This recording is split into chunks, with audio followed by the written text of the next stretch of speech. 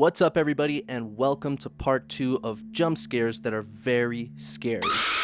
If you haven't seen my first video, go ahead and check that out before watching this one. I'll leave the link in the description below. But let's jump straight into this. A lot of people have been commenting on that video, the corpse reveal in The Ring, and I thought this was a fantastic pick because it is a really good jump scare. And just for clarification, I am talking about the American version of The Ring, not the original Japanese version. A lot of people seem to think that that movie is way better than the American remake, and if that's your opinion, I respect it, but I completely disagree with that. I actually prefer the American version much more than the Japanese version, and don't worry, I'm gonna make a separate video going in depth as to why I think it's better than the Japanese version. But in this video, I just want to focus on this scene in particular, and the reason why I think it's better really comes down to two things. Number one being the visual. I just think it looks way scarier in the American version than the Japanese version. I mean, come on, just look at this scene. In the original, it just looks like a regular face in the corner with a little bit of dark lighting and shadows. But in the American version, it looks absolutely disgusting. It literally looks like you found the body in some river, like rotting and decomposing for like weeks.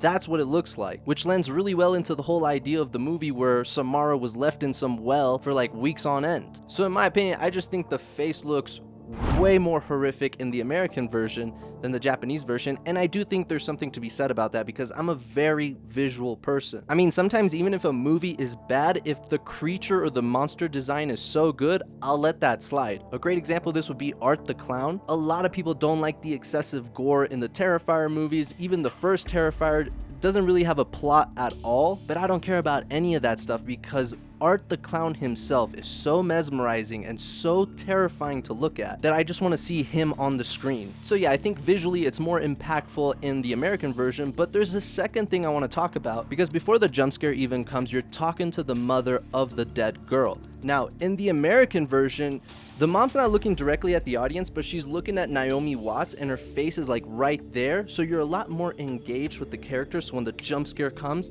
it really caught me off guard. Whereas in the Japanese version, the mom comes into the room and she's completely turned away from us. She's not even looking, making eye contact, she's looking down, and then the jump scare comes. So I just feel like I'm not as engaged with the characters in that scene. Whereas in the American version, she's right there and she's like, I saw the face and I'm just there looking at the screen like, what is happening? And then the jump scare comes. That is much more effective to me.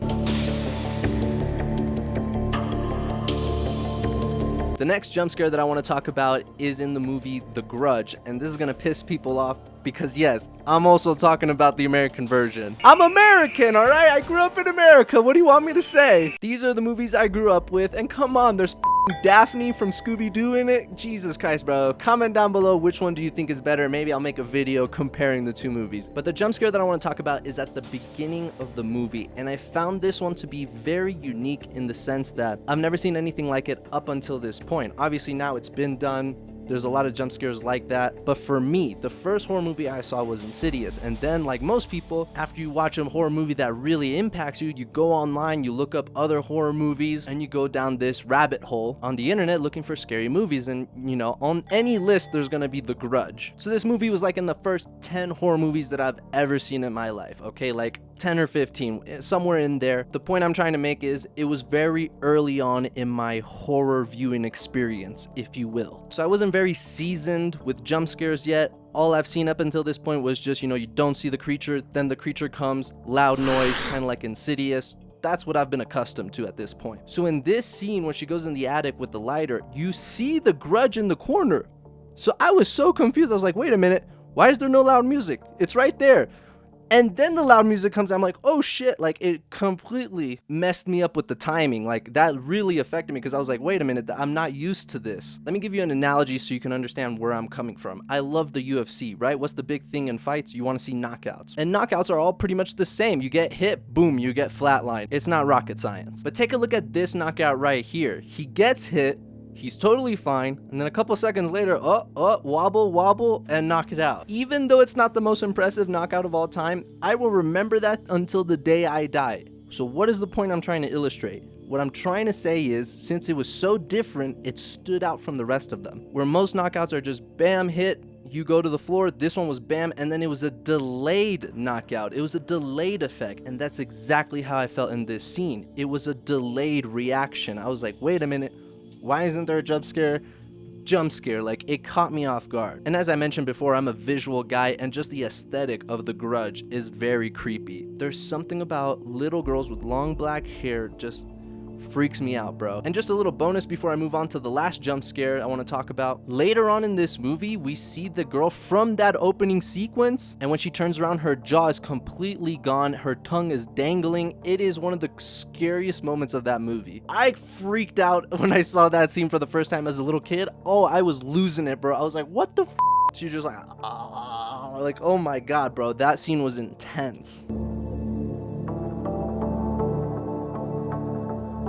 The last jump scare I want to talk about is from The Exorcist 3, which is widely regarded as one of the greatest jump scares of all time. Now, I'm going to preface this by saying I haven't seen The Exorcist 3. Oh, I know, I've tried. I have tried.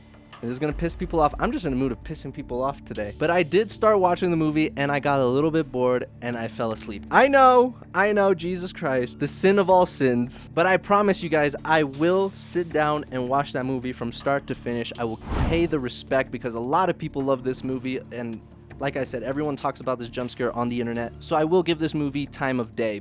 But for this video, I did do some research on other people's opinions on why this is such an iconic jump scare. And what I gathered from my research are three main things. Number one is that it's a still shot. There's no camera movement. The scene really lingers on this hallway shot that really builds up the tension. The second is the colors in the scene. They're all very dull and bland, like it's all just gray and blue. And then the subject of interest of the scene is in bright red. She's wearing a red sweater, so she really pops out to the audience. And the third thing that I found out, which I really appreciate, is that throughout the movie you get bits and pieces of information from the investigation of the murders. And one of those pieces of information is that all the victims have a letter K in their name. And in the interrogation scene, the serial killer that's possessing the body talks about the name Amy, which you have no idea up until this point who that is. And in this scene where you get a little mini jump scare in the middle, she reveals her name to be Amy Keating. So as the audience, the tension's going through the roof, because you know, oh my god, Amy, and the last name starts with the K, she's and the scene goes on for a little bit, and then you get the classic jump scare. That right there is super cool. I really thought that was a nice little touch right there. So yeah, The Exorcist 3, one of the greatest jump scares in horror cinema. I will watch it eventually at some point, but those are the jump scares that I wanted to talk about in this video. The corpse reveal in the ring, the face in the attic, the grudge, and the hallway scene in The Exorcist 3. Let me know down in the comments if those jump scares scared you, and if there's any of them that I missed, comment down below, give this video a thumbs up, and subscribe if you're not already, and I will catch you guys on the next one. Peace.